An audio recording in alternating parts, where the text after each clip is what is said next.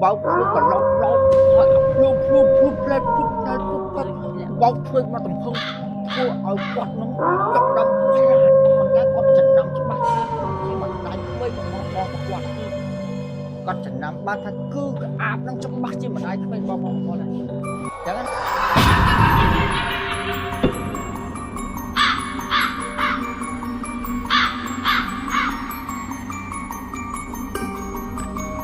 nhà từ lúc đang chuẩn bị xua prey mất đã chỉ nhận tan tam bậc thi thì tiên dương phật tam hùng hay ní trong trang nghiêm bao nhiêu ban đi từ con hay ní máu cứ đập bẫy chạy đập lệ nơi rừng ra để cắt la ngồi lửa rừng to cái đôi chia cắt la từ lửa prey mất để lọp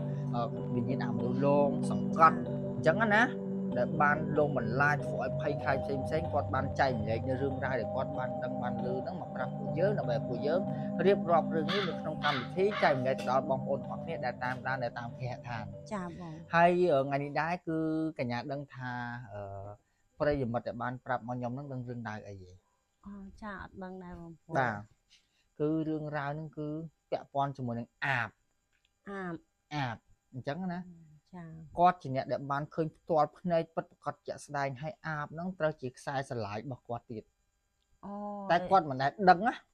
ចានិយាយថាទៅនិយាយហេតុជាប់ខ្សែស្រឡាយគាត់តែបែរជាគាត់នឹងអត់ដឹងរឿងថាគាត់មានសាច់ញាតិឬមួយក៏បងប្អូននឹងគឺជាអាទេ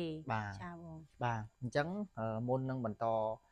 នៅរឿងរ៉ាវនិយាយប្រាប់បងប្អូនគ្នាសូមបងប្អូនគ្នាជួយចុច Subscribe ក៏ដូចជា Like ជួយ Share នៅវីដេអូមួយនេះផងដើម្បីចែករំលែកទៅដល់បងប្អូនផ្សេងដែលគាត់អាចបានតន់ឃើញនៅវីដេអូរបស់ពួកខ្ញុំទាំងអស់គ្នាបានធ្វើមកណាហើយបើសិនជាប្រិមិត្តណាដែលមានសាច់រឿងរ៉ាវបែបរន្ធត់ដែលធ្លាប់ជួបខ្លួនឯងពាក់ព័ន្ធជាមួយនឹងវិញ្ញាណអមនុស្សផ្សេងអាចមកដល់ទីតាំង studio របស់យើងនេះបានឬមួយក៏បងប្អូនប្រាប់នៅទីតាំងកន្លែងណាមួយដែលបងប្អូនចង់ឲ្យខ្ញុំទៅដល់ពួកយើងនឹងរៀបចំទៅដល់ទីតាំងនោះដើម្បីរៀបចំតាំងពីភ្លើងតាំងពីឧបករណ៍ទៅដើម្បីរៀបចំបោះទីតាំងនៅនឹងដើម្បីរៀបចំនិយាយរឿងរ៉ាវដែលពាក់ព័ន្ធជាមួយនឹងកន្លែងនោះតែម្ដងចាហើយបងប្អូនខ្លាចថាអូអត់ចង់ថតចង់បញ្ចេញរឿងរ៉ាវទាំងអស់ហ្នឹងប្រាប់ប្រិយមិត្តឬមួយក៏ដូចជាក្រុមការងារពួកខ្ញុំតែអត់ហ៊ានប្រាប់ទីកន្លែងចាបងប្អូនមិនបាច់ភ័យថាខ្លាចបងបញ្ចេញទៅហើយមានអ្នកដឹងទីកន្លែងឬមួយក៏អីនោះបងប្អូនមិនដឹងមិនបាច់ភ័យព្រួយបារម្ភទេគឺខាងខ្ញុំអត់ឲ្យបញ្ចេញទីតាំងប្រាប់ទៅដល់អ្នកមើលទេចាហ្នឹងបាទបាច់បារម្ភទេអញ្ចឹងយើងចូលទៅដល់រឿងរ៉ាវរបស់យើងវិញដែលរឿងនេះកើតឡើងនៅក្នុងកំឡុងឆ្នាំ2001ទៅ2002សម័យនៅពេលវេលាមួយនោះគឺជាពេលវេលាដែលយើងមិនទាន់នៅក្នុងការសបោសបាយអីប្រហែលទេប៉ុន្តែវាជារឿងរ៉ាវមួយដែលពាក់ព័ន្ធជាមួយនឹងប្រភេទវិញ្ញាណអមនុស្សនេះអាបនេះតែម្ដងចា៎រឿងនេះគាត់បាននិយាយប្រាប់ខ្ញុំថាពេលមួយហ្នឹងគាត់បានបងថ្លៃស្ថិតនៅក្នុងខេត្តផ្សេងពីតពីខេត្តរបស់គាត់អញ្ចឹងណាបាទអញ្ចឹងពេលដែលធ្វើដំណើរទៅលេងខេត្តនោះម្ដងយើងត្រូវឆ្លងកាត់មួយខេត្តពីរខេត្តបានទៅដល់ខេត្តរបស់បងថ្លៃហ្នឹងតែគាត់នៅហ្នឹងណាគាត់នៅឆ្លងខេត្តគ្នាតែគាត់នៅបែបជនបទស្រុកស្រែបែបអ្នកភូមិអ្នកស្រុកដាច់ស្រយាលអញ្ចឹងទៅចាដល់តែពេលគាត់ទៅលេងថ្ងៃហ្នឹងគាត់ជួននឹងមេឃភ្លៀង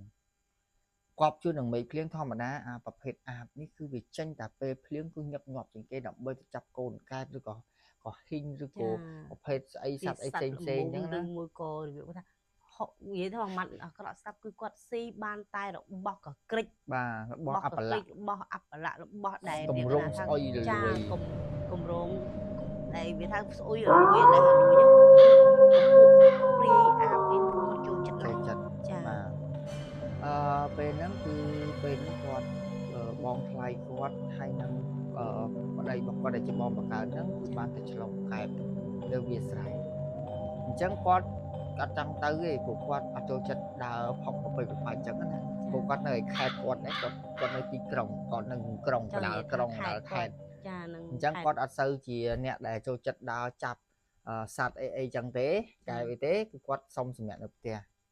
ពេលដែលគាត់សម្រាប់នៅផ្ទះហ្នឹងគាត់លឺសូរសំឡេងគោះទ្វារ3ដងគាត់ពីផ្ទះបាទគាត់ស្មានតាបងថ្លៃគាត់មកពីរោងកែបវិញគាត់បើកទ្វារក្រាមអត់មានមនុស្សគាត់បិទវិញផ្ទះនៅជនបទយើងយល់ហើយថាផ្ទះខ្ពស់មែន ប៉ុន្តែផ្ទះរបស់គាត់ហ្នឹងគឺអត់មានរៀបក្រោមទេមានថាមានរៀបអត់ ចាចា គាត់ជំនាញទេគឺ មានតែតស មានតែសសរហើយផ្ទះ ឡើងទៅលើ ហើយផ្ទះហ្នឹងគឺកម្ពស់ពីដីទៅគាត់ថាចូលប្រហែល3ម៉ែត្រកន្លះ ខ្ពស់ ខ្ពស់ មែនតើ 3ម៉ែត្រកន្លះខ្ពស់ ចា បាទដល់តែពេលអញ្ចឹងគាត់បើកទ្វារមកអត់ឃើញមើលទៅមានតែភ្លៀងវាលលឹមសាច់ស្រេចហ្នឹងគាត់ថាអត់មានភ្លៀងទេគាត់បិទវិញដល់តែពេលបិទវិញមកសន្ទុះដាច់ភ្លើងមកសន្ទុះដាច់ភ្លើង ចង់និយាយថាដាច់ភ្លើងទាំងអស់ឬមួយក៏ដាច់តែផ្ទះគាត់ទេបង ដាច់តែផ្ទះគាត់ អូ ដាច់តែផ្ទះគាត់ណា ចា បាទដល់ពេលដាច់តែផ្ទះគាត់គាត់ភ័យឆ្លេឆ្លាអញ្ចឹងណាពេលហ្នឹងយើងប្រើ N77 ឡើយទេ ចា បាទ បងខ្ញុំសុំសួរបកតិចពេលដែលគាត់នៅផ្ទះហ្នឹងគឺគាត់នៅតែម្នាក់ឯងឬមួយក៏មាន ម្នាក់ឯង គាត់នៅតែម្នាក់ឯងទេ បាទព្រោះផ្ទះហ្នឹងប្តីប្រពន្ធតំការឲ្យថ្មីថ្មោងតែ ចា មានបងថ្លៃប្អូនបងថ្លៃហើយបងថ្លៃប្រុសហើយនឹងបងខ្លួនឯងអញ្ចឹងណា ចា ស្រីអញ្ចឹងទៅហើយដល់ពេលមានគាត់ម្នាក់ទៀតទៅលេងហ្នឹងវា3នាក់ដល់ពេលគេចេញអស់ពីរនៅសល់គាត់ម្នាក់ឯង ចា តែពេលគាត់ឆ្លេឆ្លាអញ្ចឹងទៅគាត់មានអាទូរស័ព្ទ N77 គាត់ចុចបានតែមើលបន្តិចបន្តិចអញ្ចឹងណាបាទ ដល់ពេលភ្លើងវាល្ងិតធម្មតាដាច់មិនមែនថាដាច់តែផ្ទះគាត់ទេដាច់តែក្នុងភូមិហើយ ចា គាត់ក៏កលេចមើលទៅផ្ទះម្ដាយរបស់បងថ្លៃគាត់ហ្នឹងនៅប្រហែលជា30ម៉ែត្រ50ម៉ែត្រហ្នឹង50ម៉ែ និយាយ ត្រ រួមទៅអាចមើលគ្នាឃើញ អាចមើលគ្នាឃើញហើយចិត្តទេ ចា មិនដល់50ម៉ែត្រទេ ចា 30 40ម៉ែត្រអីហ្នឹង និយាយរួមទៅថាគាត់អាចនឹងមើលគ្នាឃើញមើលទៅផ្ទះ បាទ ផ្ទះទៅផ្ទះ ស្រាប់តែគាត់ឃើញភ្លើងពណ៌បៃតងហោះចេញពីក្នុងផ្ទះហ្នឹងទៅវីវទៅបាត់អញ្ចឹងណាហើយពលឺភ្លឺផ្លែតភ្លឺផ្លែតភ្លឺផ្លែតភ្លឺផ្លែតយល់ទេបង ចាចា អាបភ្លឺផ្លែតភ្លឺផ្លែតភ្លឺផ្លែតប៉ុន្តែភ្លឺផ្លែតហ្នឹងធម្មតាផ្ទះវិចិត្រគាត់កលេចទៅគឺមើលពេលចាំងមកអាប្រមាត់ហ្នឹងវាភ្លឺផ្លែតមក ឃើញបែក វាមើលឃើញមុខហើយសក់កន្ទ្រើងសក់កន្ទ្រើងហើយភ្នែកមានថ្លាអញ្ចឹងទៅភ្លើងភ្លឺផ្លែតហោះវងប្រហែលទៅជាស៊ីកែប មើលខ្ញុំបះរោមបងប្អូនអើយនេះ បាទដល់តែពេលអញ្ចឹងទៅគាត់ភ័យគាត់អត់ដែលធ្លាប់ឃើញគាត់ធ្លាប់ឃើញតែក្នុងរឿងគេលេងណា ចាចា មិននឹកស្មានថាវាមានមែនតើគាត់រត់ចេញពីផ្ទះទាំងយប់បើគាត់នៅហ្នឹងមិនអាចខ្យល់ស្លាប់បើស្ងាត់ឲ្យឈឹងហើយម្លុកកន្លែងចាស់គាត់នៅគាត់និយាយថាមានលក្ខណៈជាប្រៃអស័យស្ដុកផ្ទះមានតែផ្ទះម្ដាយមីងគាត់មួយផ្ទះបងថ្លៃគាត់មួយហើយនឹងផ្ទះម៉ែគាត់មួយហ្នឹងនៅចិត្តគ្នា និយាយរួមទៅ មកទួលហ្នឹងណា មកភូមិហ្នឹងមានតែ3ផ្ទះហ្នឹងទេដែលអាចមើលគ្នាឃើញ បាទ បង តែខែពីហ្នឹងគេនៅ ឆ្ងាយ គេនៅនោះពី300ម៉ែត្រចឹងទៅ3 400ម៉ែត្រចឹងទៅមួយក៏កាត់ពេលហ្នឹងវាមិនតាន់ជាមានអ្នកស្រុកអ្នកភូមិនៅនោះនៅច្រើនទេអញ្ចឹងណាគាត់ថាគាត់រត់ចុះពីហ្នឹងរត់ចឹងទៅដល់ស្រែកពេញភូមិដើម្បីដើររោបងថ្លៃណា ដើម្បីឲ្យរកបងថ្លៃហើយដើម្បី បាទ គេជួយ បាទ ចា ប៉ុន្តែគាត់កាន់តែរត់ក៏អត់សូវស្គាល់ភូមិស្រុកទេផងគាត់កាន់តែរត់ កាន់តែវិញ កាន់តែវែងកាន់តែរត់កាន់តែវែងរហូតទៅដល់គាត់រត់ទៅដល់ខ្ទមមួយខ្ទមនឹងស្រែបាទ ខ្ទមហ្នឹងចង់និយាយថាខ្ទមអ្នកដែលធ្វើស្រែធ្វើចការនៅ បាទមិនមែនជាខ្ទមគេនៅបានទេគាត់ថាមានដំបូលប្រក់ស្លឹកហ្នឹងទៅហើយនឹងកណ្ដាលស្រែគាត់ក៏រត់ទៅជុំហ្នឹង នៅឆ្ងាយពីផ្ទះដែលគាត់រត់នេះ គាត់ថាប្រហែលជាខ្ទមពី1គីឡូ2គីឡូដែរគាត់រត់ឡើងឆ្ងាយហ្នឹង រត់ឡើងហត់ដែរ បាទ ចា ដល់ពេលអញ្ចឹងទៅគាត់ក៏ចតគាត់ឈប់នៅកន្លែងហ្នឹងអញ្ចឹងទៅចូលក្នុងហ្នឹងទៅគាត់ក៏កលេចទៅក្នុងវាស្រែឃើញភ្លើងទៀតភ្លែតគាត់ថាអាប់ដែលគាត់ទៅគិតហ្នឹងណាគាត់រត់ពីហ្នឹងទៅទៀតអញ្ចឹងទៅរត់អាប់ហ្នឹងហោះនៅលើក្បាលគាត់ឃើញណា ចា តែខ្ញុំសរសើរគាត់ដែរដែលគាត់តាំងស្មារតីខ្លាំងដែលគាត់តាំងស្មារតីខ្លាំងហើយគាត់គេហៅថាមិនសូវជាខ្លាចខ្លាំងតែគាត់រត់តែគាត់ថាមិនសូវជាអ្នកដែលខ្លាចខ្លាំងលើសកម្រិតពេកណា ចាបើសិនជាគាត់ខ្លាចខ្លាំងគាត់រត់ទៅមុខអត់រួចទេ អត់រួចទេ គាត់នៅទុនលើយនៅនឹងអ្នកណាទុនដៃទុនជើងទៅមុខក៏អត់រួចថយក្រោយក៏អត់រួច បាទ តែនេះគាត់នៅមានស្មារតីគាត់នៅប្រាប់ខ្លួនឯងថាអញរត់ចេញពីកន្លែងហ្នឹងឡងជាធ្វើបាបអីជាគាត់ចេញផុតពីកន្លែងហ្នឹងសិន បាទ ចា ដល់តែពេលគាត់រត់ទៅអើទៅលើចេះហោះព្រឹបផ្លែតអញ្ចឹងទៅគាត់ក៏ដាច់ចិត្តថាគាត់ត្រូវតែមើលឲ្យឃើញច្បាស់មុខនឹងវាយ៉ាងម៉េចរបៀបម៉េច ចាគាត់ចង់ដឹងថាអាបនឹងជា អាប់បែបម៉េច បាទឲ្យច្បាស់ណាមុនថាមុនស្លាប់ក៏បានឃើញដែរណាអញ្ចឹង ចាចា អញ្ចឹងគាត់ក៏លើកឡើងទៅខ្វាត់លឿនដាត់ឡើងវែងគាត់និយាយថាលឿនដាត់ប្រហែលជាខ្ទង់1ម៉ែត្រ1ម៉ែត្រណាដាត់វែងណា ចា បោកភ្នែកក៏ឡោតហើយអាភ្លៀងភ្លឺផ្លែភ្លឺបោកភ្នែកមកទំហឹងធ្វើឲ្យគាត់នឹងចាប់ដើមខ្លាចប៉ុន្តែគាត់ចំណាំច្បាស់ថាគឺជាម្ដាយក្មេករបស់បងរបស់គាត់គាត់ចំណាំបានថាគឺអាបនឹងច្បាស់ជាម្ដាយក្មេករបស់បងគាត់ហើយអញ្ចឹងណាចាអាបក៏ហោះទៅបាត់អាបនឹងអត់ធ្វើអីគាត់អត់ធ្វើអីគាត់ទេគ្រាន់តែឲ្យឃើញទៅបាត់ណាចាទៅបាត់គាត់គិតថារោផ្លូវទៅផ្ទះវិញឲ្យឃើញសិនដើម្បីប្រាប់រឿងរ៉ាវហ្នឹងទៅដល់បងគាត់បងគាត់និងបងថ្លៃគាត់ឲ្យឃើញចាពេលតែរោផ្លូវឃើញវិញឃើញទៅដល់ផ្ទះវិញគាត់ប្រាប់ថាគាត់ថាគាត់ប្រាប់ខ្ញុំថាពេលដែលដើររត់ហ្នឹងភ្នោខ្មោចចិនក៏ឃើញភ្នោស្អីក៏ឃើញសពគ្រប់បែបយ៉ាងចុះថាវាស្រ័យមិនដែរអត់ទេគាត់ថាគាត់លួសព្រលឹងមកយប់ហ្នឹងគាត់ថាគាត់សឹងដាច់ខ្យល់ស្លាប់ប៉ុន្តែមូលហេតុបើមិនរត់នៅនឹងទៀតមិនកើតត្រូវតែរត់បងគាត់ថាឃើញសពសារពើហើយលើភ្នោមានមនុស្សអង្គុយមានខ្មោចអង្គុយលើភ្នោរត់ទៅគឺថាសពគ្រប់បែបយ៉ាងបង្ហាញខ្លួនឲ្យឃើញច្បាស់ហ្មងនៅហ្នឹងណាចាបងគាត់រត់ទៅដល់ផ្ទះគាត់ថាគាត់តាំងចិត្តគាត់ត្រូវតែតាំងចិត្តឲ្យមុតមមរត់ឲ្យដល់ផ្ទះធ្វើមិនឲ្យដល់ផ្ទះអញ្ចឹងណាទៅដល់ផ្ទះរត់ទៅដល់ផ្ទះបងដឹងថារឿងហេតុការអីកើតឡើងបងដឹងហ៎បងស្មានដឹងហ៎ថាគិតថាអ៊ំស្រីដែលជាអាបហ្នឹងមកធ្វើបាបគាត់លក្ខណៈថាមកលក្ខណៈមកលងមកធ្វើបាបមកគាត់អាចនិយាយប្រាប់អ្នកណាបានណាបងអត់ទេបងរឿងហ្នឹងវិញចេះពេលដែលគាត់រត់មកដល់ផ្ទះគាត់ឃើញបងថ្លៃបងគាត់ហើយនឹងយាយអាបហ្នឹងនៅផ្ទះកំពុងហូបបាយជាមួយគ្នាអូយបងឯងគិតមើលថាតើវាយ៉ាងម៉េចបើសិនជាបងឯងវាបែរគិតថាម៉េចគួរតែនិយាយប្រាប់បងខ្លួនឯងឬក៏ប្រាប់បងថ្លៃខ្លួនឯងក៏ប្រាប់របៀបម៉េចឃើញទេនិយាយថានេះដូចខ្ញុំបាននិយាយមិញហ្នឹងគាត់ថាឃើញយាយហ្នឹងយាយហ្នឹងអត់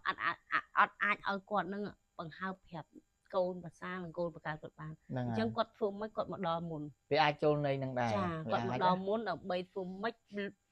ខើឲ្យខាងបងលេហ្នឹងគឺខ្លាចលក្ខណៈថាខ្លាចឃើញខ្លាចរៀងចាលេងចង់និយាយលេងចង់ដឹងលឺរឿងផងគាត់តែអញ្ចឹងបងប្អូនទស្សនិកជនក៏គាត់ជាចង់ដឹងបន្តទៀតដែរថាតើគាត់ហ៊ាននិយាយរឿងហ្នឹងប្រាប់បងថ្លៃបងបង្កើតគាត់នៅទីតាំងដែលពងហូបបាយអត់នៅលើផ្ទះហ្នឹងហើយភ្លើងមកវិញហើយដល់គាត់បើកទ្វារក៏រ៉ាចូលទៅដល់វប់គាត់ស្រឡាំងកាំងហ្មងគាត់ស្រឡាំងកាំងខ្លាំងដែលឃើញនិយាយហ្នឹងតំហោះម្លងក្បាលគាត់ទៅហួសហ្នឹងចាហេតុអីបានត្រូវទៅដល់ហ្នឹងតើអាវាហោះលឿនជាងចាបាទមិនបាច់ថាអាទៅបងពពួកអាមនុស្សបាទគឺលឿនជាងយើងជាមនុស្សសាមញ្ញធម្មតានៅខាងក្រៅបាទយើងអត់ដឹងថាផ្លូវគេបែបម៉េចតែយើងដឹងថាផ្លូវយើងវាបែបម៉េចដល់តែពេលហើយបងគាត់រកចង់និយាយបន្តិចអីបន្តិចបងគាត់ថាកើតអីគេហើយមិនបានទៅចោលផ្ទះអីចឹងណាហើយអត់ដែលស្គាល់ទាំងដែលគាត់មិនដែលស្គាល់ភូមិស្រុកហ្នឹងផងហើយបានហ៊ានចាញ់ចោលទៅចោលអញ្ចឹងណាគាត់ក៏និយាយគាត់ក៏និយាយអត់អីគាត់អត់និយាយប្រាប់ទេគាត់ហ៊ាននិយាយប្រាប់ទេគាត់ទុករឿងហ្នឹងហើយគាត់អត់ដេកមួយយប់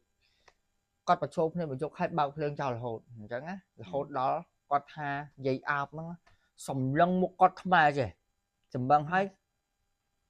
អាមាត់អូយលិតចឹងលិតអណ្ដាតចឹងលិតដល់ទៅពេលហើយ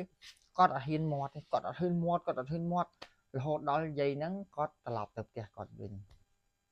ពេលដែលត្រឡប់ទៅផ្ទះគាត់វិញព្រៀបនឹងបិទទ្វារគាត់បិទទ្វារឲ្យគាត់ស្រឡក់ចេះហើយគាត់ច្អល់មុខចេះវាថាគាត់ច្អល់មុខចេះគាត់កុំរៀមថាកុំឲ្យចេះដឹងរឿងគាត់ហ្នឹងហើយចាដល់តែពេលមកវិញគាត់គិតក្នុងចិត្តថាតើអញគួរតែនិយាយរឿងនឹងប្រាប់បងអញអត់ឬក៏ឲ្យបងអញនៅនឹងរហូតទុកឲ្យអាបស៊ីឬក៏មិនអីមិនចឹងណាដល់តែពេលហើយទៅគាត់អត់ដាច់ចិត្តនិយាយទេស្អែកឡើងព្រលឹមភ្នែកគាត់រូងសក់គាត់ជ្រុះទាំងដៃហ្មងតែខ្មោចលងវាចឹងមែនណាបងចាបង ហើយគាត់ចាប់ដើមភ័យខ្លាចគាត់និយាយគ្មានដឹងខ្យល់ក្បាលនឹងទៅគាត់គ្រាន់តែបានប្រាប់បងគាត់ថាបងឯងមិនកើតទេត្រឡប់ទៅផ្ទះយើងវិញចាអញ្ចឹងណាគាត់បានធ្វើតែប្រាប់បងគាត់បានតែប៉ុណ្ណឹងបាទប៉ុន្តែបងរបស់គាត់មិនអាចទៅបានបើមិននៅខាងប្តីស្អីទេចា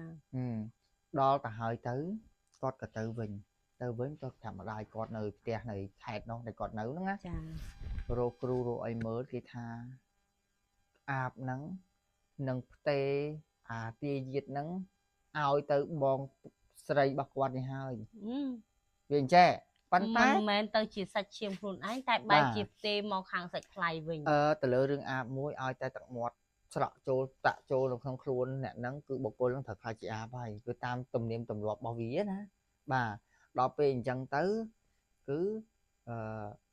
ម្ដាយគាត់ឯនេះភ័យខ្លាចកូនស្រីខ្លួនឯងខ្លាចជាអាបណាចារកវិធី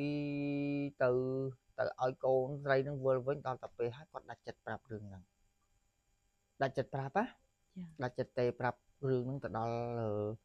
បងរបស់គាត់ហ្នឹងណាហើយនឹងកូនគាត់ហ្នឹងឲ្យប្រាប់ទៅដំណើរដើមតងគាត់ថាគាត់សុំសង្កេតមើលសិនគាត់អត់ជឿទេគាត់សុំសង្កេតមើលសិនម្ដាយគាត់ថានាងឯងចាំសង្កេតមើលអីទៀតហ៎បងប្អូននាងឯងជ្រុះសក់ចិត្តអស់ពីក្បាលហ្នឹងចាអញ្ចឹងណាលក្ខណៈថានៅអីទៀតអានេះអារម្មណ៍ជាម្ដាយបាទគាត់អត់ចង់ដឹងហើយថាកន្លែងនេះមានគ្រោះថ្នាក់កន្លែងនេះមានបញ្ហាគាត់អត់ចង់ឲ្យកូនបងឯងដឹងថាបងស្រីរបស់គាត់នឹងអត់ជឿដាច់ខាតអត់ជឿទេគាត់មិនជឿលើអបិយជំនឿអញ្ចឹងទេមានថ្ងៃមួយឆ្លោះគ្នាខ្លាំងណាពេលហ្នឹងណាមានថ្ងៃមួយគាត់ទៅលេងនៅចុងភូមិនៅក្នុងភូមិនឹងដែរហើយទៅលេងចំផ្ទះរបស់គេដែលចេះមន្តអាគមដែលចេះផ្លូវហ្នឹងហើយគេដឹងថាផ្ទះហ្នឹងគឺជាផ្ទះអាបអញ្ចឹងណាហើយគេដឹងកូនរបស់យាយអាបដែលប្រុសដែលកូនជាកូនបងថ្លៃរបស់បងដែលជួបរឿងហ្នឹងបើសិនជាស្រីវិញខ្លាចជាអាបយូរវិញតែលើសារគាត់ជាប្រុសអត់អាចឆ្លងអាអញ្ចឹងបានណាចានៅក្នុងផ្ទះរបស់គាត់ហ្នឹងមានបន្ទប់ក្រោមដីនៅក្នុងផ្ទះរបស់យាយអាបមានបន្ទប់ក្រោមដីយាយអាបមានបន្ទប់ក្រោមដីទៀតសំបីតាកូនប្រុសហ្នឹងគាត់ឲ្យចូលដែរមិនឲ្យចូលដាច់ខាតមិនឲ្យទៅប៉ះពាល់នៅក្នុងបន្ទប់ក្រោមដីនឹងដាច់ខាតបងសុំសួរបកក្រោយតិចយាយអាបហ្នឹងគាត់មានកូនតែមួយគ្រាប់មានតែមួយគ្រាប់ហ្នឹងបាទនេះបើសិនជាលក្ខណៈថាបើសិនជាមាន2 3ប្រហែលជាបងដែលគាត់ផ្ដល់មកឲ្យយើងនេះតែជាគាត់អត់បានឃើញទស្សនវិជ្ជានឹងទេបងដោយសារអានេះបានអារម្មណ៍ខ្ញុំគិតគំនិតខ្ញុំគិតគាត់ថាអាចនឹងឲ្យទៅកូនផ្សេងឃើញមុនដែលបងនេះបានឃើញដល់ទៅពេលអញ្ចឹងហើយទៅគ្រូហ្នឹងក៏និយាយប្រាប់ថាតែឯងហ្នឹងហែងឈប់នៅទៅព្រោះអីម្ដាយក្មេកហែងជាអាបហើយក្នុងស្រុកក្នុងភូមិហែងឃើញអត់ផ្ទះហ្នឹងនៅ3អ្នកគ្រួសារហែងហ្នឹងទេអត់ដែលមានអ្នកណាហ៊ាននៅក្បែរនឹងបានទេឯងឃើញអត់ហើយអត់មានឆ្ងល់ថានៅក្នុងភូមិដីគេទុកតនេចោលមកពាត់ជុំវិញហ្នឹងរាប់100ម៉ែត្រគេអត់នៅក្បែរហ្នឹងគេនៅនោះខ្លះ300ម៉ែត្រខ្លះ500ម៉ែត្រខ្លះគីឡូ1គីឡូហែងឃើញអត់តែមានឆ្ងល់ខ្លះអីគាត់ចាប់ដើមសង្ស័យគាត់គ្រូនឹងប្រាប់ថាបើហែងចង់ឃើញម្ដាយហែងជាអាបរាល់ពេលវេលាណាដែលថ្ងៃណាដែលមានភ្លៀងចឹងណាហែងយកស្លឹកម្លូមកស្លឹកណាស្លឹកម្លូហើយហែងយកមកដាក់នឹងបាតដៃអញ្ចឹងហើយហែងរំលឹកគុណដល់មេដាបៃតាពុទ្ធពធប្រសង្ឃជាម្ចាស់អញ្ចឹងណាបើសិនជាម្ដាយក្មេកខ្ញុំជាអាបមែនសុំឲ្យឃើញយកស្លឹកម្លូនឹងប៉ះនឹងភ្នែកចេះហែងបើកមើលមើលឃើញហើយមកផ្ទះវិញគាត់នៅតែមិនជឿបងស្រីគាត់ហ្នឹងណាទាំងដែលមានគេប្រាប់រឿងពិតដែរហ្នឹងបាទគាត់នៅតែអត់ជឿថាគីឡូប្រាប់បងខ្លួនឯងប្រាប់អត់ជឿម្ដាយខ្លួនឯងបង្កើតប្រាប់អត់ជឿរហូតដល់ទៅគ្រូដែលគេចេះមន្តអាគមហើយគេដឹងថាទាំងជាអាបអ្នកក្នុងភូមិមកនិយាយប្រាប់គាត់អត់ជឿទេគាត់នៅរ៉ាំរ៉ៃធម្មតាប្តីប្រពន្ធស្រឡាញ់គ្នាទៅចោលប្តីមែនទេបាទដល់ទៅពេលហើយបងឯងហ្នឹងមិនស្រាប់តាភ្លៀងចាំថ្ងៃហ្នឹងភ្លៀងថ្ងៃហ្នឹងហ្មងល្ងាចបន្តិចហ្នឹងល្ងិតភ្លៀងគាត់ក៏បថុយថាបើសិនជាមែនឲ្យឃើញមែនណាចាបងឲ្យយកស្លឹកម្លូធ្វើតាមគ្រូនឹងប្រាប់ដាក់នឹងភ្នែកជាវឹបស្រាប់តែក៏លេខទៅផ្ទះខ្លួនឯងផ្លិតឃុំបែកផ្កាភ្លុំព្រួយអូយដល់ទៅពេលបែកផ្កាភ្លុំព្រួយឲ្យលេងភ្លើងហោះទៅហ្មងប៉ុន្តែធម្មតាមហិទ្ធិឫទ្ធិនៃស្លឹកម្លូដែលមានមន្តអាគមនៅក្នុងហ្នឹងណា គឺមើលឃើញច្បាស់ថានិយាយនឹងហើយម្ដាយក្មេងនឹងជាអាប ពេលហ្នឹងក៏ចាប់ដើមជឿទៅហើយ ជឿហើយបងអើយរត់ចេញពីផ្ទះទាំងយប់រត់ទៅសុំផ្ទះធំស្នាក់នៅទាំងយប់ញាក់លងាញាក់ញ័រឲ្យប្តីដើររកប្តីរកបងកូនយាយអាប់ហ្នឹងដឹងអត់ថាគាត់មានម៉ែជាអាប់ដឹងតែគាត់នៅតែដឹងប៉ុន្តែគាត់ធ្លាប់ប្រាប់ប្រពន្ធដែរបើតាមតែបងនឹងគាត់ប្រាប់ថាធ្លាប់ប្រាប់ដែរថាកុំទៅពាក់ព័ន្ធជាមួយម៉ែពាក់ព័ន្ធទេរឿងម៉ែដោយម៉ែទៅរឿងយើងទៅកុំទៅនៅចិត្តគ្នាកុំទៅពាក់ព័ន្ធតែអត់ប្រាប់ថាគាត់ជាអាប់ទេអញ្ចឹងតែគ្រាន់ថាធម្មតាទៅបីប្តីថាមិនថាទៅគាត់ជាមនុស្សស្រីល្អដែរគាត់តែយកម្ហូបយកបាយទៅហើយម្ហូបបាយមិនបាច់យកទៅឡអីក្រៅពីគាត់និយាយប្រាប់ថាក្រៅពីក្បាលត្រីស្អុយអារបៀបដូចឆ្លោបញ្ជូរទឹកអំពិលក្បាលត្រីស្អុយកុំយកទៅឲ្យគាត់ខុសពីហ្នឹងហើយនឹងកែបឲ្យតែកែបលក្ខណៈបែប5ទឹកអំបិលឲ្យវាជាងស្អុយសាច់ណាហើយយកទៅប្រឡាក់ជៀនគាត់ហូបហើយហូបទាំងចឹងឯងហ្នឹងគាត់ហូបអញ្ចឹងដោយសារតែគាត់មិនមែនជាមនុស្សធម្មតាគាត់គឺជាព្រាអាបដល់អញ្ចឹងហើយគាត់ហូបអ្វីក៏វាលក្ខណៈថាខុសពីយើងបើមិនជាតែស្អុយយើងហូបអត់កើតទេបងខុសតែនិយាយរួមមកថាខុសតែពីប្រហុកទេតែមានតែប្រហុកទេដែលយើងនៅតែស្អុយយើងនៅហូបបានតែបើខុសពីនឹងហើយគឺយើងហូបអត់កើតទេទៅអត់បងហើយបន្តមកមានបាសងតែងតែនិមន្តទៅបិណ្ឌបាតតែទៅបិណ្ឌបាតផ្ទះហ្នឹងគឺមិនចោះមកដាក់ជាដាច់ខាតមិនចោះមកដាក់ជាដាច់ខាតទោះប្រសងមកពីណាក៏គាត់អត់ដាក់ដាច់ខាតអត់ដាក់ឯងចុះបើជាអាបមិនដាក់អញ្ចឹងណាចាហ្នឹងហើយគាត់មិនអាចយ៉ាងនេះហើយគាត់ជាប្រភេទអាបប្រភេទមនុស្សចាអមនុស្សគាត់មិនអាចមកពាក់ព័ន្ធឬក៏ឈរចិត្តប្រសងឬមួយក៏ព្រះអីបានទេខ្លាចលក្ខណៈខ្លាចមហិទ្ធិឫទ្ធិឬមួយក៏បនបារមីបាទត្រូវហើយព្រោះប្រសងគឺជាគេហៅថាព្រោះដែលមានសិលនៅក្នុងខ្លួនណាហ្នឹងហើយបន្តមកទៀតពេលដែលគាត់ចាប់ដើមព្រលឹមឡើងគឺបងស្រីហ្នឹងគាត់ចាប់ដើមត្រឡប់ទៅផ្ទះគាត់វិញនៅខេត្តផ្សេងណាអញ្ចឹងប្តីទៅតាមទៅដល់បានម្ដាយនោះហើយគាត់និយាយរឿងថាមិនបងឯងមិនប្រាប់ខ្ញុំថាម្ដាយបងឯងជាអាបចេះគាត់មិនមែនថាគាត់មិនចង់ប្រាប់ទេតែគាត់មិនមែនជាកំឡោះទេគាត់មានប្រពន្ធ3 4ហើយសិតតែអញ្ចឹងដូចនេះគាត់មិនចង់ប្រាប់រឿងរ៉ាវហ្នឹងទៅដល់អ្នកផ្សេងទៀតឲ្យឃើញអញ្ចឹងណាចាបាទបន្តរឿងរ៉ាវមកក៏គាត់គិតថាជីវិតជាប្តីប្រពន្ធបើម្ដាយគ្មានជាអាបតែប្តីនឹងមានអាបឯណាចាហើយណាមួយដូចប្តីក៏ធ្លាប់បានប្រាប់ទៅត្រូវអត់ថាកុំទៅពាក់ព័ន្ធជាមួយម្ដាយបាទអញ្ចឹងគាត់ក៏ត្រឡប់មកផ្ទះនឹងវិញប៉ុន្តែនៅក្រោយផ្ទះរបស់គាត់និយាយបន្តទៀតគាត់តាំងចិត្តថាសលេងhơiខ្លាចណាបងស្រីហ្នឹងណាហ្នឹងគាត់ដឹងហើយធម្មតាកន្លែងប្រគុណយើងវាមិនមានទឹកលូទឹកអីវាហូរវាអីវាក៏ក្រិចនៅខេត្តណាឲ្យតែខែភ្លៀងឡើងគឺឲ្យតែខែពេលមេឃភ្លៀងឡើងគឺគាត់ទៅស៊ីហ្នឹងអាហ្នឹងទៅស៊ីចំអេះចំអាលក្ខណៈបែបរបស់កខិចណាស៊ីហ្នឹងទៅអីចឹងទៅដល់ទៅពេលទៅថ្ងៃមួយសម្លៃអនាម័យរបស់បងស្រីដែលជាគោភាសាហ្នឹងហើយគាត់ផ្លេចខ្លួនគាត់បានដាក់ធំត្រូវហើយគាត់ដាក់នៅក្នុងថង់តែគាត់បានចងមាត់ទេហើយថ្ងៃភ្លៀងគាត់មកស៊ីឈាមនៅក្នុងសម្លៃអនាម័យហ្នឹងក៏ក្រិចដល់បងប្អូនហើយបើថាត្រឹមតែជាសัตว์ដែលថាសัตว์ស្អុយរលួយជាលក្ខណៈថាហូបនិយាយថាអាក្រក់ស្ដាប់ហើយជាសិទ្ធិបត់ដែលគាត់អាចនឹងស៊ីបានអានឹងជាវាមិនអីតែនេះគឺជាឈាមរដូវមនុស្សស្រីយើងបាទហើយគាត់ហ៊ានហូបអូយដល់តែពេលអញ្ចឹងទៅពេលដែលចាប់ដើមស៊ីហើយគឺគាត់អ្នកអត់ស្រួលខ្លួនហើយតែស៊ីអញ្ចឹងគឺអត់ស្រួលខ្លួនដល់ម្ចាស់ដើមម្នាក់បបាក់វេទនាខ្យល់ចាប់វេទនាអញ្ចឹងណាដល់ហើយទៅកូនប្រុសហ្នឹងដាច់ចិត្តទៅវល់ម្ដាយកុំឲ្យធ្វើអញ្ចឹងទៀតតែម្ដាយថាជាសារធាតុរបស់អញត្រូវទៅធ្វើចាប្រយ័ត្នអញកាច់ពួកឲ្យងាប់អស់ណែអញ្ចឹងណាបងខ្ញុំសុំសួរតិចពីអ្នកប្តីប្រពន្ធគាត់នឹងអត់មានកូនទៀតណាអត់មានទេនេះគាត់អត់មានកូនបើសិនជាគាត់មានកូនបងស្រីនឹងមិនមានបញ្ហាធំបាទដោយសារអីគេព្រាយអាបគឺចូលចិត្តណាស់មនុស្សពោះធំចូលចិត្តណាស់មនុស្សដែលទៅតែឆ្លងទលេហើយថ្មីបាទដល់តែពេលអញ្ចឹងទៅអត់ស្ដាប់ គាត់ក៏សម្រេចចិត្តថាទៅសុំម្ដាយក្មេកគាត់ខាងនោះ ចា បងប្រុសហ្នឹងណានៅហើយគាត់ទៅនៅនោះ ទៅ ទៅនៅនោះមកតាមទៅរកកូនឲ្យមកវិញត្រឡប់មកវិញមក ចា ឲ្យត្រឡប់មកវិញមកតាមពិតអាគាត់មិនមែនជាមនុស្សអាក្រក់ទេតែវាមានវិញ្ញាណបជាវិញ្ញាណអមនុស្សហ្នឹងមកបជាត្រូវតែធ្វើត្រូវតែតាមវាអញ្ចឹងណាបើគេមានគ្រូអាក្រក់ហ្នឹងវានៅតាមអញ្ចឹងវានៅតាមគ្រប់គ្រងវិញ្ញាណរបស់អ៊ំស្រីហ្នឹងខាច់ណា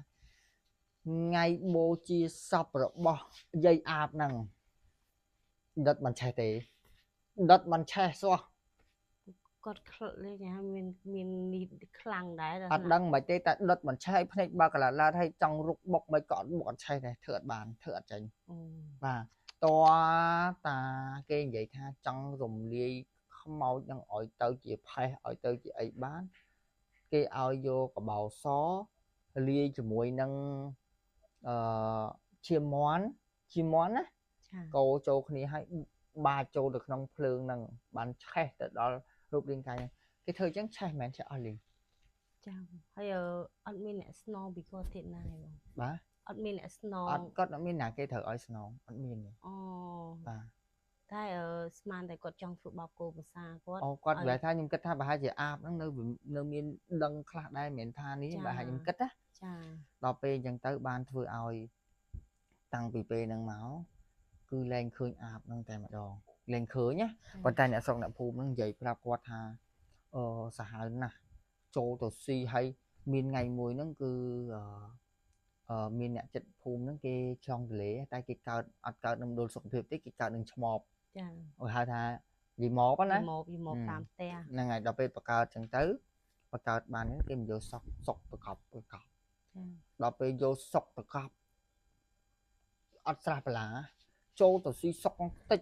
ណាមកងាប់កូននេះមកងាប់កូននេះអាកូននេះកើតងាប់ហ្មងចា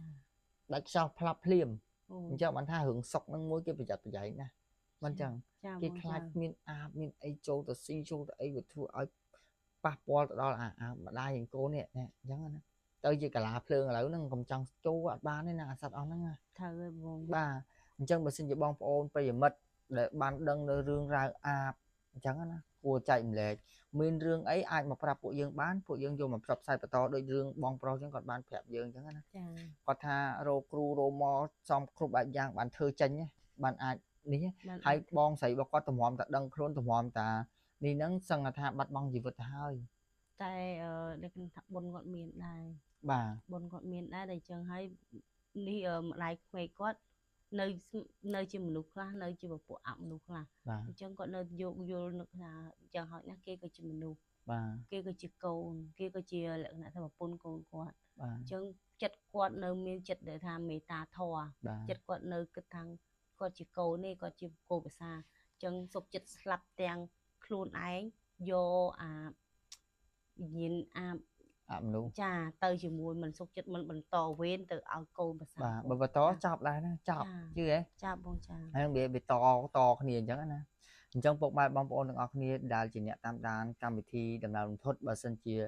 បងប្អូនមានរឿងរ៉ាវចង់ចែកម្លែកអាចប្រាប់មកពួកយើងបានដូចខ្ញុំបាននិយាយហើយនិយាយទៀតអញ្ចឹងណាពាក់ព័ន្ធជាមួយរឿងអាបរឿងធ្មប់ព្រាអសូរកាយនេះគឺវាតែងតែមានតែងតែប្រិយមិត្តមួយចំនួនតែងតែឃើញមកយ៉ាងដាក់មើលឃើញគឺឃើញច្បាស់តាន់ភ្នែកហ្មងដូចខ្ញុំឯងសិតតែធ្លាប់ជួបហើយខ្ញុំធ្លាប់ជួប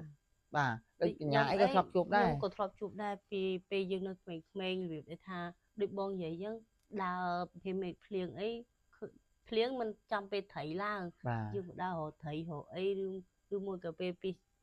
ពេលខ្ញុំនៅក្មេងហ្នឹងពីច្រើនផ្ទះខ្ញុំអត់មានបន្ទប់ទឹកអីត្រឹមត្រូវទេយើងតែងតែចុះទៅបត់ជើងនៅតាមព្រៃតាមអីចឹងណាតែពីជំនាន់ពួកខ្ញុំនៅទូចចឹងហើយខ្ញុំនេះក៏ធ្លាប់ឃើញដែរក៏ធ្លាប់ជួបដែរលក្ខណៈថាយើងទៅដល់កន្លែងហ្នឹងយើងកំពុងតែបន្ទោបងកំពុងតែអីហ្នឹងគឺចោលទៅភ្នែកទៅឃើញហើយតែខ្ញុំពេលយើងទៅយើងនៅក្មេងយើងអត់ដឹងថាជាស្អីទេតើតែយើងហើយអស់យើងព្រលឹមណាយើងប្រាប់ពុកម្ដាយទៅបានគាត់ថាកុំទៅទៀតកូនហើយតាំងពីពេលដែលពួកខ្ញុំជាកូននឹងតែងតែឃើញគ្រប់គ្នាទៅម៉ែហើយនឹងប៉ាខ្ញុំក៏ចាប់ដើមអត់កើតទេធ្វើបន្ទប់ទឹកទៅរៀបទៅទោះបិទបាំងឲ្យក៏នៅចិត្តផ្ទះដែរសុកចិត្តធ្វើផ្ទ ទាំងដែលធ្វើជាស្លឹកធ្វើជាសង្កសីធ្វើបិទបាំងដើម្បីកុំឲ្យកូនទៅឆ្ងាយយកប្រលប់មិនដូចសម័យឥឡូវមានបន្ទប់ទឹកក្នុងផ្ទះបន្ទប់ទឹកក្នុងបន្ទប់ឯណាជំនាន់នោះទំមទៅឈឺពោះបាត់ជើងគឺដើរទៅរកវាលដើរទៅរកព្រៃដើរទៅរកអីហើយពិសេសជាងគេដូចបងអូនឬមួយក៏អ៊ំពូមីងតាយាយដែលនៅជាខេត្តនៅជាខេត្តនៅតំបន់ដែលដាច់ស្រយាលអាហ្នឹងគឺវាសម្បូរហើយកាលពីពេលនោះបាទនិយាយទៅអ្វីដែលខ្ញុំចង់ចែកម្លែកខ្ញុំមានតែប៉ុណ្្នឹងទេហើយក៏អរគុណទៅដល់បងប្រុសដែលបានផ្ដល់ជារឿងរ៉ាវជីវិតដែលធ្លាប់បានជួបនៃវិញ្ញាណមនុស្សដូចជាខ្មោចព្រាយអសុរកាយផ្សេងហ្នឹងមកដល់ពួកខ្ញុំក៏សូមគោរពជូនពរបងក៏ដូចជាបងប្អូនដែលបានទស្សនាកម្មវិធីនិទានរឿងពិតតាមភូមិឲ្យជួបប្រទះតែសេចក្តីសុខអញ្ចឹងណាហើយបើសិនជាអ្នកដែលមានកញ្ចៅឃើញហ្នឹងសូមឲ្យមានការប្រាប់មកដល់ពួកយើងដើម្បីយើងនិទានរឿងហ្នឹងទៅដល់ពុកម៉ែបងប្អូនដែលចង់ដឹងចង់ឮអញ្ចឹងណាអញ្ចឹងពីកម្មវិធីនិទានរឿងពិតតាមភូមិក៏ដល់ពេលវេលាហើយក៏សូមបញ្ចប់ទៅត្រឹមហ្នឹងមុននឹងបញ្ចប់ក៏សូមគោរពជូនពរពុកម៉ែបងប្អូនទាំងអស់គ្នាឲ្យជួបប្រទះតែសេចក្តីសុខរកទទួលទានមានបានគ្រប់គ្នាពីកម្មវិធីនិទានរឿងពិតតាមភូមិក៏សូមគោរពលា